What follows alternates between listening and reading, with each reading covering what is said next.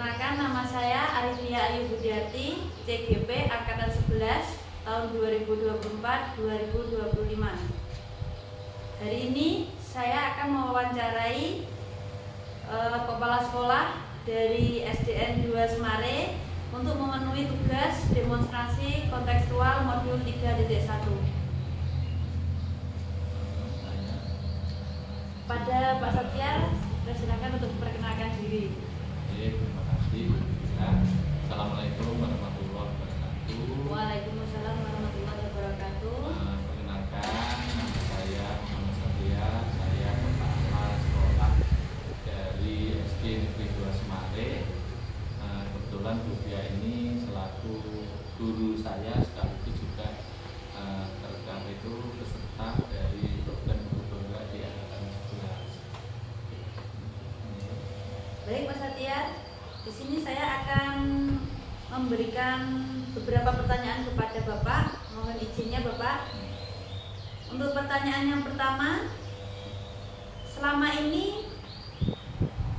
selama Bapak memimpin di SDN 2 Semari ini, kalau boleh tahu, adakah momen di tempat kerja Bapak yang menantang bagi Bapak ketika Bapak harus memilih antara dua jalan yang sama-sama sulit dan sama-sama benar? Mungkin bisa diceritakan situasinya seperti apa? Terima kasih Bu Dia. Yang jelas memang menjadi seorang pimpinan itu tantangannya luar biasa, karena pimpinan itu yang memutuskan segala sesuatu terkait kebijakan yang akan dijalankan di sekolah. Memang segala sesuatu yang diputuskan itu pasti ada sisi positif, ada sisi negatif, ada dilemanya di sana.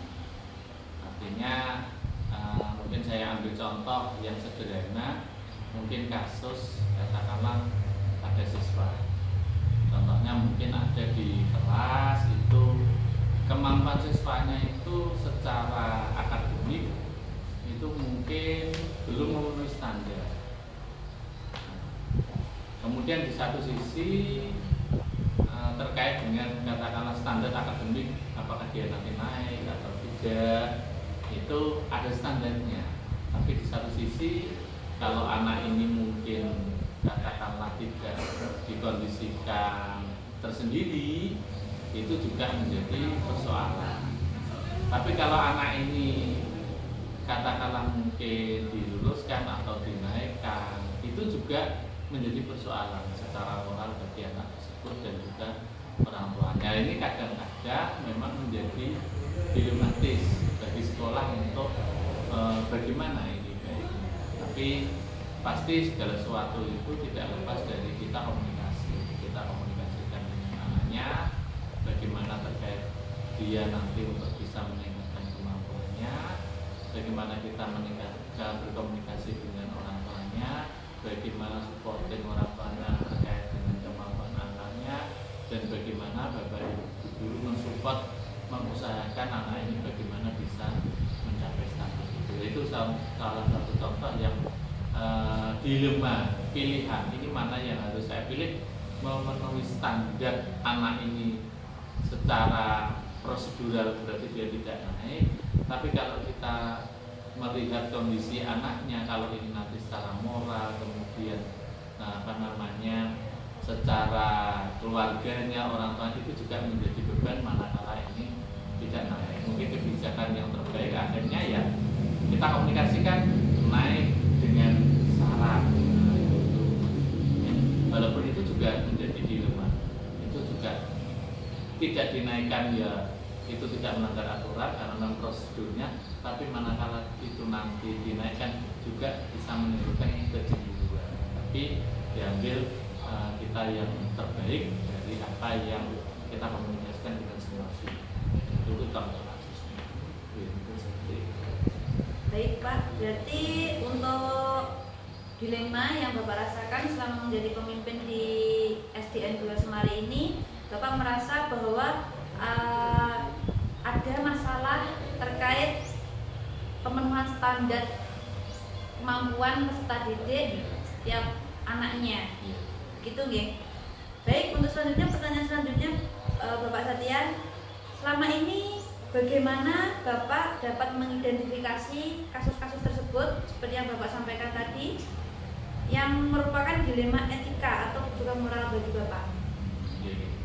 Baik, mungkin kalau yang kedua tadi mungkin agak berbeda dengan yang pertanyaan. Kalau yang tadi yang pertama kasusnya kita harus memilih dan dua pilihan ini mungkin sama-sama baiknya. Tapi kan kita memilih sesuatu itu, keputusan yang paling baik itu adalah bagaimana yang terbaik untuk anak. Karena apapun yang kita lakukan itu kan dengan anak-anak. Sama halnya juga terkait dengan kasus-kasus yang lain. Mungkin katakanlah tidak mungkin seorang pimpinan itu katakanlah mungkin tidak semuanya yang kita putuskan itu mungkin secara prosedural itu terkadang kita tidak mengikuti. Jadi karena pertimbangan, mungkin contoh kasus seperti mungkin kegiatan katakanlah pariwisata, kan tidak semua anak itu mampu, tapi itu mungkin sekolah mewajibkan harus ikut. Nah, hal-hal seperti itu kan juga di satu sisi kalau anak ini tidak ikut kita kan juga kasihan. Tapi di satu sisi kalau anak ini ikut, orang tuanya mungkin tidak mampu, lah ini kan juga menjadi problem.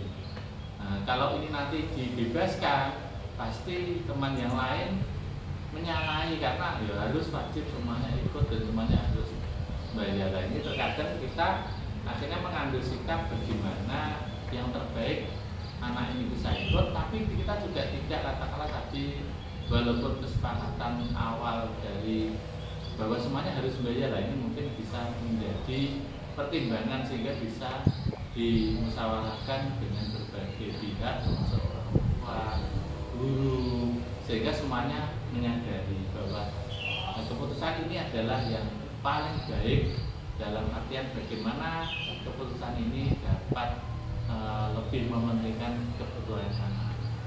Itu mungkin salah satu contoh kasusnya. Kemudian yang seperti dengan sampaikan tadi mungkin terkait kasus rujukan moral, memang kita di kedinasan itu terkadang itu problemnya kan banyak karena birokrasi itu kan luar biasa.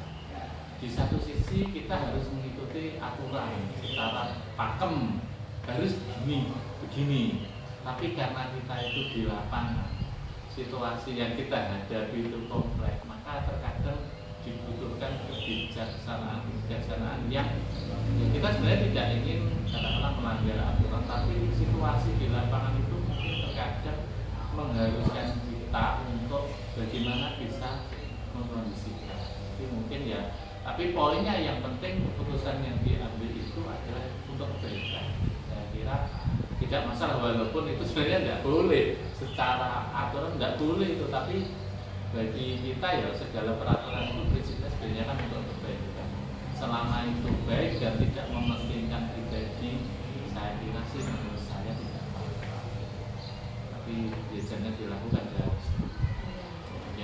Kalau selama ini Bapak, bagaimana panjenengan menjalankan pengambilan keputusan di sekolah di SDN 2 Semari ini, terutama untuk kasus-kasus di mana ada dua kepentingan yang sama-sama benar atau sama-sama mengandung nilai kebajikan? Oke, siap. Baik. Begini Bu, saya itu kan pemimpin yang kategori masih perlu banyak belajar, sehingga saya berusaha setiap kali memutuskan sesuatu itu saya pasti melibatkan teman-teman, guru, kemudian orang tua, kemudian sharing juga dengan anak-anak. Artinya apa?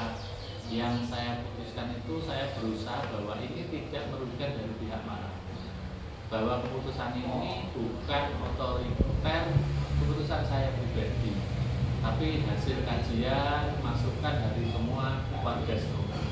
Nah, harapannya karena itu diputuskan bersama, maka keputusan itu akan menjadi tanggung jawab bersama, tidak hanya menjadi tanggung jawab saya pribadi selaku pimpinan. Nah, harapannya karena ini keputusan bersama, ya berarti semua punya tanggung jawab untuk melaksanakan itu.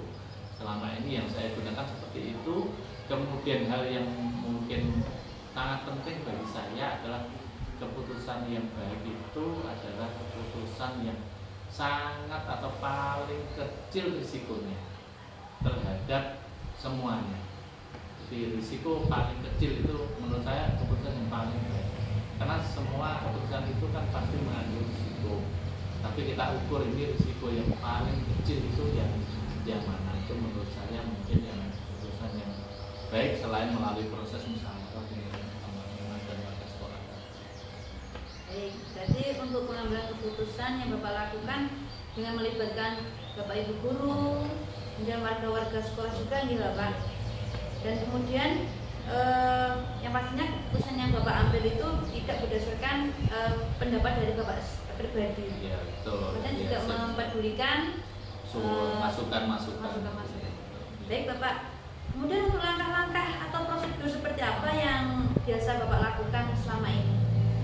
Jelas sebelum mengambil keputusan itu kita akan mempertimbangkan banyak aspek, banyak hal terkait dengan dampak, akibat, kemudian pihak-pihak mana yang nanti akan terlibat, kemudian nanti ini akan memberikan keuntungan seperti apa bagi kita semuanya. Artinya semuanya itu menjadi pertimbangan bagi saya untuk ini memutuskan, termasuk tadi masukan-masukan dari teman-teman ini seperti apa, sehingga nanti keputusan yang saya ambil nanti bahwa ini tadi sudah pas, sudah tepat berdasarkan pertimbangan-pertimbangan yang tadi saya lakukan.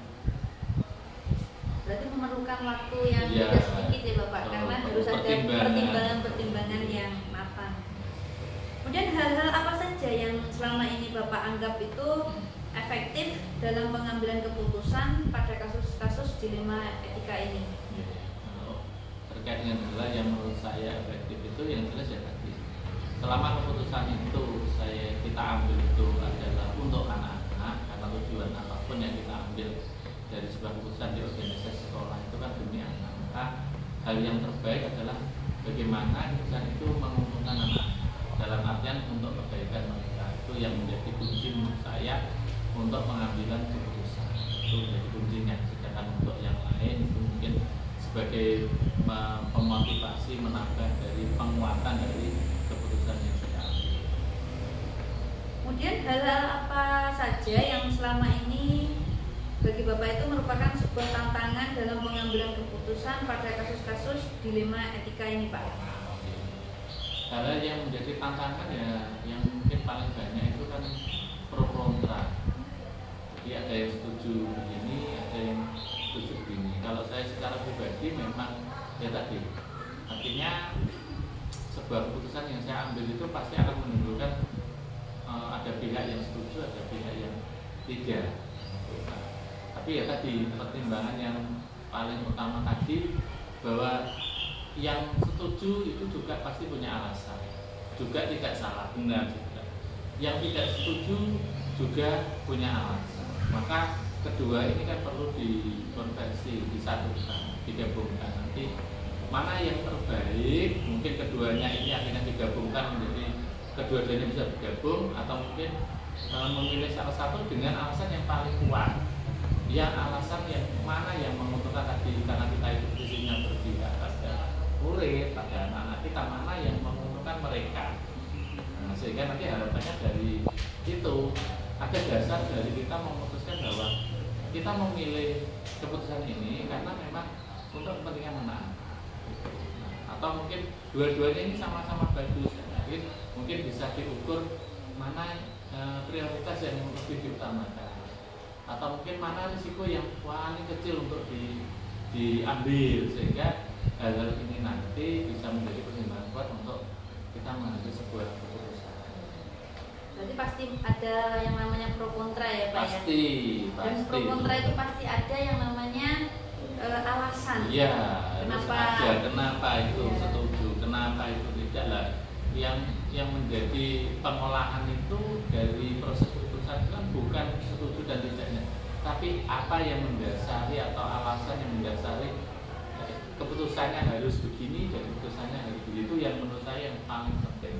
Jadi bukan hanya sekedar saya tidak setuju dan saya setuju, tapi apa dibalik ketidaksetujuan. Nah, karena itu nanti yang menjadi dasar kekuatan saya nanti untuk memutuskan, oh ini loh yang terbaik. baik, karena ini alasannya yang tadi ini ibaratnya prioritas memang untuk kebaikan anak-anak. Lah ini nanti yang menjadi pertimbangan untuk memilih mana keputusan yang baik tadi. Yang paling menguntungkan. Iya.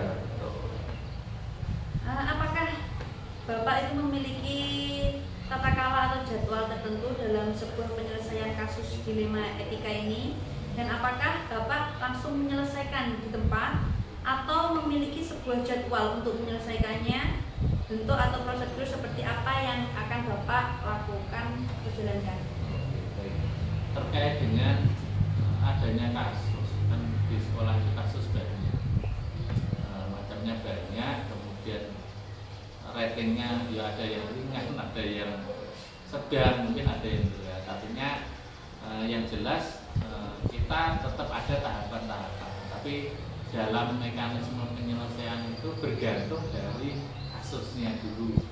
Artinya umpamanya contoh ada kasus katakanlah seperti kemarin ada kenakalan pada anak, itu kita kan mekanisme by step, artinya kita tidak langsung orang tua, kondisikan anak-anak dulu seperti apa, bagaimana. Kalau nanti memang diperlukan, ini tahapnya harus naik levelnya kepada orang tua juga, maka kita perlu menghadirkan orang tua.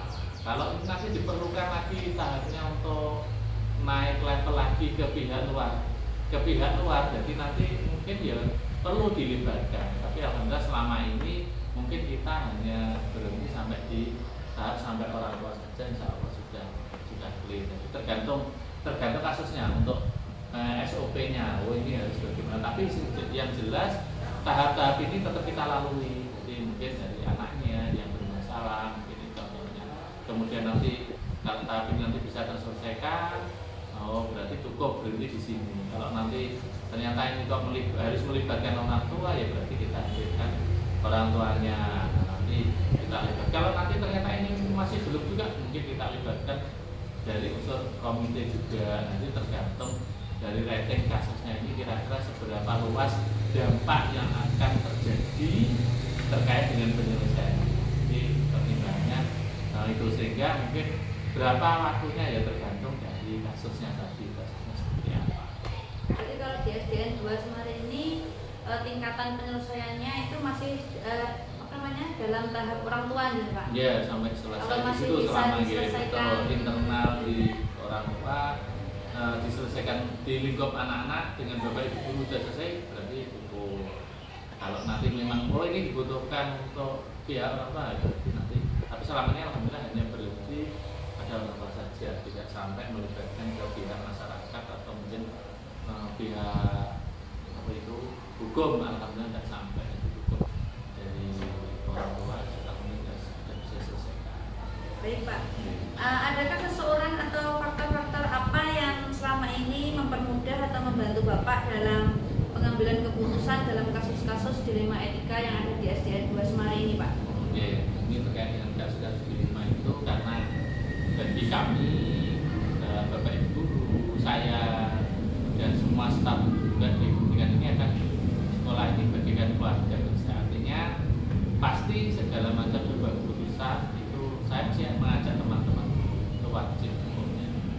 Sehingga tidak pernah selama ini saya berada di sini itu memutuskan secara sendiri, artinya kita komunikasikan dulu dengan teman-teman guru, terutama yang terkait kasus-kasus anak, karena memang ya apapun anak-anak itu tanggung jawab bersama, bukan tanggung jawab satu pihak saja, sehingga segala sesuatunya ya saya partner dengan teman-teman guru bagaimana ini untuk bisa diselesaikan dengan berbagai macam kompleknya, masalahnya, nanti bisa didapatkan keputusan yang terbaik. Baik, makanya tapi di prosesnya itu mungkin akan terjadi pro kontra tadi, tapi kita semuanya tahu dan kita semuanya memahami. Kemudian dari semua hal yang telah disampaikan oleh Bapak tadi, pembelajaran apa yang dapat Bapak petik dari pengalaman Bapak mengambil keputusan dilematik yang ada di SDN 2 Semarang ini Pak? Jadi semua keputusan atau kebijakan seorang pimpinan itu kan harus punya nilai. unsur kebaikan yang akan didapatkan dari apa yang saya putuskan itu harus. Jadi saya menekankan bahwa apapun kebijakan yang saya buat itu punya nilai kebaikan kepada semua warga sekolah, apakah itu guru, apakah itu siswa, apakah itu orang tua, dan juga masyarakat. Jadi harapannya nanti bahwa sekolah ini nanti kedepannya juga semakin baik, orang tua juga semakin baik, masyarakat semakin baik. Ya, efeknya nanti kan mutunya juga nanti pasti akan lebih baik.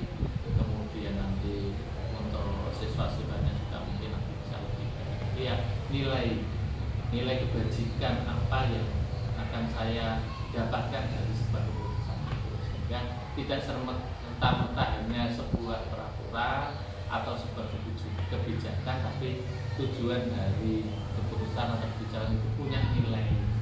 Nah, utamanya nilai entah itu nilai kebaikannya itu macamnya banyak, apakah itu kemandirian, apakah itu tanggung jawab disiplin. Seperti contoh kebijakan, mungkin ini kan juga berbeda, juga mungkin bukan dilema etika, tapi mungkin bukan moral sebenarnya, tapi contoh katakanlah adanya kita program seperti sholat duha, kita lakukan 1 jam, padahal kan itu kalau itu sebenarnya kalau kita mengikuti ketentuan jadwal kan sebenarnya mungkin menyalahi tapi kita memperhitungkan banyak hal. Kenapa diposisikan di awal 1 jam, kenapa tidak di akhir? Nah, hal-hal ini kan ada nilai-nilai yang mau kita tanamkan kepada mereka. Yang penting kan apa yang kita putuskan itu bahwa ini untuk kebaikan semua, dan tidak ada pihak manapun yang dirugikan atas hal ini. Seperti Bapak Ibu guru, tugasnya juga tidak berkurang, kemudian jamnya juga berkurang, mungkin bertambah konsekuensinya, tapi nilai-nilai dari pembelajaran yang ingin diberikan juga bisa tercapai. Jadi konsepnya bagian nilai itu yang kita usahakan untuk bisa kita dapat dari semua keputusan yang mungkin saya ambil. Baik Pak, dari penjelasan Bapak ini tadi saya mengambil satu poin yang mana pembelajaran yang Bapak ambil dari selama Bapak memimpin di SDN 2 Semari ini, setiap kegiatan ataupun sikap ataupun keputusan yang Bapak ambil itu harus ada nilai kebajikannya atau dampak dari apa yang kita ambil, keputusan yang kita ambil, seperti itu ya Pak. Baik Pak, mungkin itu pertanyaan di sesi wawancara yang saya lakukan hari ini. Mungkin cukup sekian, maaf mengganggu waktu Bapak. Terima kasih, mungkin cukup itu saja Pak. Assalamualaikum warahmatullahi wabarakatuh. Terima kasih Budian, nanti juga dengan adat, anaknya sehat, dengan juga sehat, dan terus semangat walaupun di sela-sela seperti ini yang masih juga mengusahakan luar biasa. Mudah-mudahan dengan motivasi dengan seperti ini nanti diberikan. Saya terima kasih. Nah, kalau ada kalimat saya mengatur dengan itu dari saya kira Assalamualaikum warahmatullahi wabarakatuh.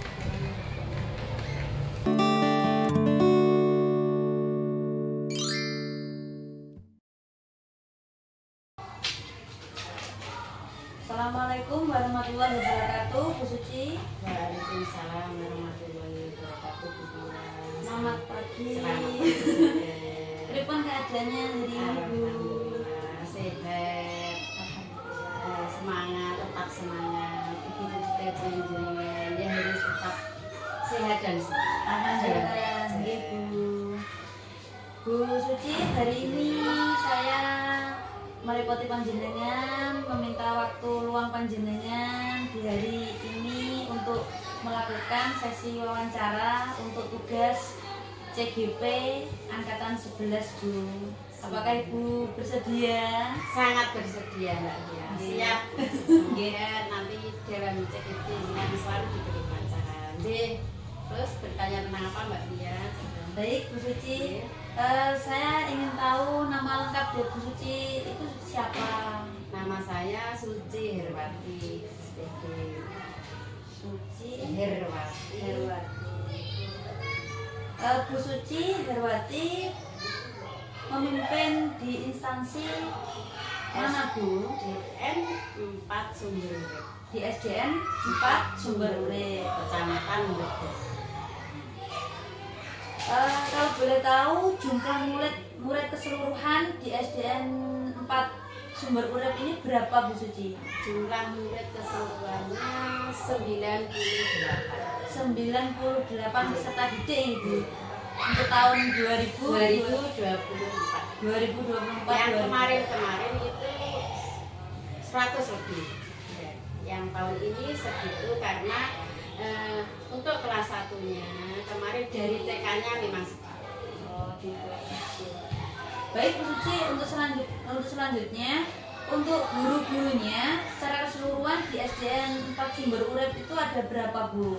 Jumlah guru kami yaitu 9 dan 3 orang itu guru mapel. Guru bahasa Inggris ada, bahasa Inggris, agama dan PJK yang mapelnya. 6 guru kelas 1 sampai dengan kelas 5. Baik Bu Suci. Untuk pertanyaan selanjutnya Bu Suci, kalau boleh tahu adakah momen di tempat kerja Ibu Suci yang bagi Ibu Suci itu menantang? Terus ketika Ibu Suci harus memilih antara dua jalan yang sama-sama sulit dan sama-sama benar, kemudian mohon Bu Suci ceritakan kira-kira situasinya yang Ibu Suci hadapi di SDN Sumber Urip 4 ini itu seperti apa Bu Suci? Mungkin Bu Suci bisa ceritakan. Ya, memang pernah mengalami momen yang seperti itu, yaitu diantaranya kami harus memilih 2 alternatif, yaitu pada penggunaan dana bos itu waktu itu saya harus memilih dua masalah yang harus diselesaikan, antara lain berkaitan dengan fisik gedung kami itu yang bagian timur itu atapnya rusak parah, sedangkan kami juga harus menyediakan buku untuk anak-anak, karena semua itu sama-sama sangat penting. Jadi kedua hal tersebut, yang pertama fisik bangunan sekolah dan yang kedua untuk fasilitas bukunya ya. Yang mana buku itu anak-anak harus punya. Jadi dua hal tersebut itu memang harus ada. Sama-sama pentingnya. Sama-sama penting dan harus ada. Ya. Baik Bu Suci, mungkin itu pertanyaan awal dari saya. Baik Bu Suci, saya ingin mohon izin untuk mengajukan beberapa pertanyaan. Untuk pertanyaan yang selanjutnya, bagaimana Bu Suci mengidentifikasi kasus-kasus yang merupakan dilema etika atau bujukan moral seperti yang disampaikan oleh Bu Suci tadi? Ya, terima kasih. Dalam kasus ini saya tentunya harus mendahulukan yang terpenting. Nah, dalam hal ini kasus yang saya sampaikan jenengan itu semuanya penting dan harus terrealisasi semua. Ya, untuk itu kami akan nanti memilih yang mana yang harus mendesak, yang harus didahulukan. Berarti yang prioritas ya Bu ya? Iya. Mana yang diprioritaskan terlebih dahulu? Iya. Baik, untuk pertanyaan selanjutnya Bu Suci, kira-kira bagaimana Bu Suci menjalankan pengambilan keputusan yang ada di SDN 4 Sumber Urip ini, terutama untuk kasus yang Bu Suci sampaikan tadi tentang penggunaan dana sekolah dan sesuai dengan yang disampaikan Bu Suci bahwa antara fisik atau bangunan sekolah yang dialami di SDN 4 Sumber Urip dengan fasilitas berupa buku yang ada di SDN 4 Sumber Urip tadi yang Bu Suci sampaikan. Iya. Di sini saya akan berusaha menilai mana yang akan memberi manfaat yang terbesar untuk siswa dan sekolah. Tapi untuk masalah tadi itu sama-sama pentingnya. Jadi saya di sini nanti akan melibatkan pihak-pihak yang terkait, yaitu mendatangkan komite, terus mendatangkan perwakilan dari kelas, orang tua dari kelas tersebut untuk saya ajak nanti menyelesaikan masalah ini. Tentunya seperti itu. Mungkin dalam jangka panjang atau jangka pendeknya seperti apa Bu Suci untuk pengambilan keputusan yang Bu Suci lakukan ini nanti? Untuk jangka panjang tentunya saya akan berkoordinasi dengan pihak desa juga, dengan Korwil ya, tentunya juga saya ajak bicara dalam menyelesaikan masalah ini. Tapi saya prioritaskan yaitu pada buku dulu. Untuk fisiknya tetap kami prioritaskan, tapi sambil berjalan, jadi sama-sama berjalan dua-duanya. Ya, karena sama-sama penting ya, ya. Jadi sama-sama penting antara bangunan dan fasilitas berupa buku itu tadi. Namun sambil berjalan untuk bangunan diperbaiki sedikit demi sedikit. Namun prioritas utamanya adalah ke bukunya ya Bu ya, karena memang digunakan untuk peserta didik. Baik Bu Suci, untuk selanjutnya Bu Suci, pertanyaan selanjutnya, kira-kira langkah-langkah atau prosedur seperti apa yang akan Bu Suci lakukan untuk kasus yang Bu Suci ceritakan tadi? Ya, sebenarnya saya tetap mendiskusikan dulu situasi dengan tim kami. Kemudian baru mencari solusi. Saya juga akan melaksanakan program ini dengan transparansi. Jadi tidak ada yang kita olah seperti apa-apa, ya harus sesuai dengan faktanya. Jadi program habis. Baik Bu Suci, untuk pertanyaan selanjutnya, hal-hal apa saja yang Bu Suci anggap itu efektif dalam pengambilan keputusan yang Bu Suci ambil pada kasus-kasus seperti kasus yang Bu Suci ceritakan tadi? Yaitu tadi Mbak Dia, tetap melibatkan semua pihak, yang mana semua pihak tadi ya antara desa, perwakilan dari desa, dari komite, dari semua bapak ibu guru, dari dinas pendidikan, bapak pengawas, itu saya libatkan semua untuk mendiskusikan hal tersebut sambil menjelaskan kepada semua pihak tadi pentingnya buku itu kepada anak-anak harus ada, itu tadi harus disediakan untuk pelajaran, proses untuk mendukung pembelajaran tersebut.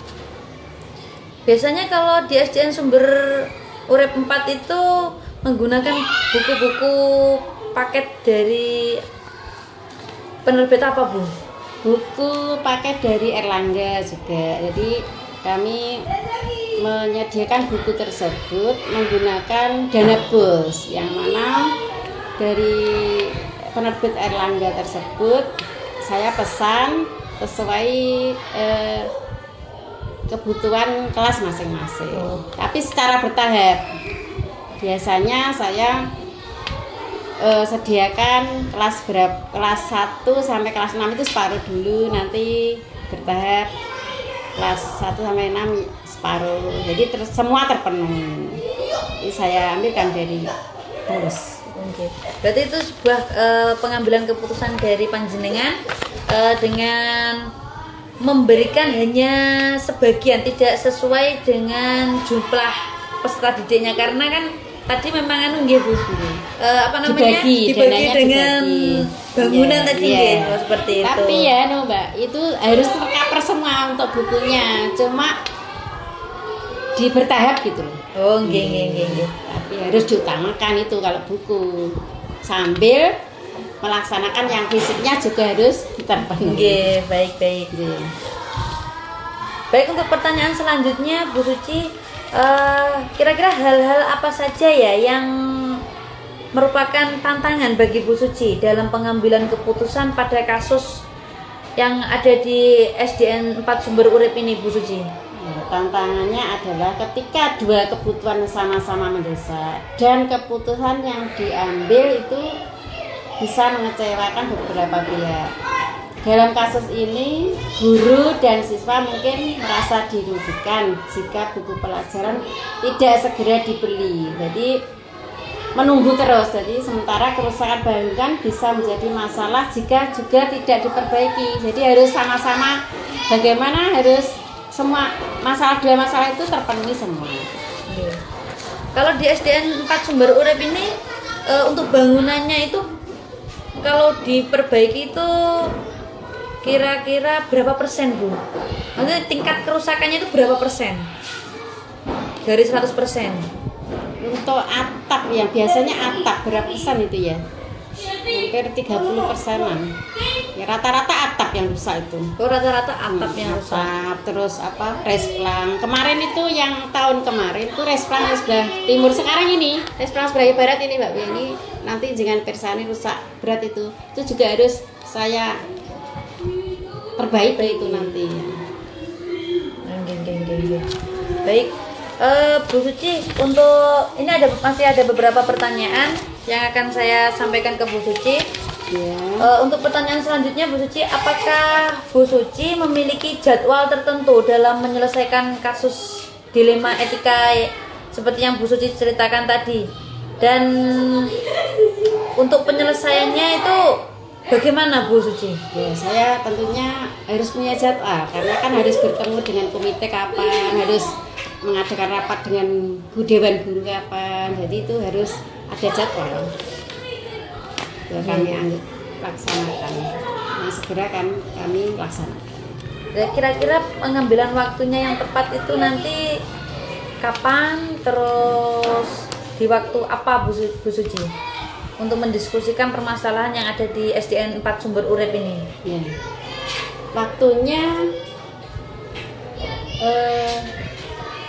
untuk menyelesaikan ini waktu awal tahun ini. Awal tahun iya. Berarti ya. Karena kerusakan atap itu ya awal tahun ini, terus sedangkan buku juga harus awal tahun ini juga harus tersedia. Awal tahun ini saya sudah mengadakan koordinasi dengan pihak-pihak terkait yang berhubungan dengan sekolah kami. Oke.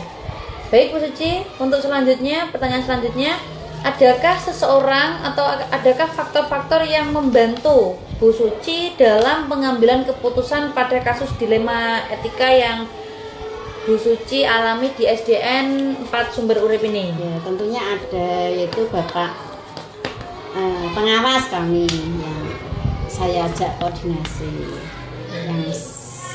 Yang dominan itu Bapak pengawas. Nah, nanti kan akan diteruskan kepada Bapak Korwil. Biasanya kalau Bapak pengawas memberikan ujangan atau memberikan masukan seperti apa, Bu Suci, terkait kasus yang dialami Bu Suci ini? Ya, Bapak pengawas terjun ke sekolah kami, melihat fisik sekolah kami dulu dan kondisinya bagaimana itu. Nah, terus baru mengajak apa langkah-langkah yang harus diselesaikan gitu. Baik, untuk pertanyaan terakhir ini, Bu Suci, pembelajaran apa yang dapat Bu Suci petik dari pengalaman mengambil keputusan dalam kasus dilema etika yang Bu Suci alami di SDN 4 Sumber Urip ini? Ya, di sini saya bisa memetik dilema, yaitu bisa menyelesaikan masalah tersebut secara bersama-sama dengan Dewan Guru kami. Dan tentunya akan saya gunakan untuk pengalaman tersebut, akan saya gunakan untuk pembelajaran, kemajuan pembelajaran di sekolah kami ke tahun berikutnya. Lah, untuk dalam melibatkan semua pihak itu, apakah semua pihak itu akan setuju atau senang semuanya, Bu Suci? Ataukah hanya beberapa pihak saja yang senang akan keputusan dari yang Bu Suci ambil? Ya, selain itu saya belajar tidak semua keputusan akan menyenangkan semua pihak. Tentunya ada yang teman-teman itu ada yang yang tidak punya semangat, itu pasti dia akan mempunyai unek-unek yang lain. Tapi di sini keputusan yang diambil dengan integritas dan pemikiran matang itu nanti akan diterima oleh teman-teman. Baik Bu Suci, mungkin itu pertanyaan dari sesi wawancara yang saya lakukan. Terima kasih karena sudah meluangkan waktunya untuk melakukan sesi wawancara ini dalam pemenuhan tugas CGP Angkatan 11 tahun 2024-2025. Semoga Bu Suci dalam memimpin SDN Sumber Urip 4 ini diberikan kesehatan, diberikan rezeki, dan diberikan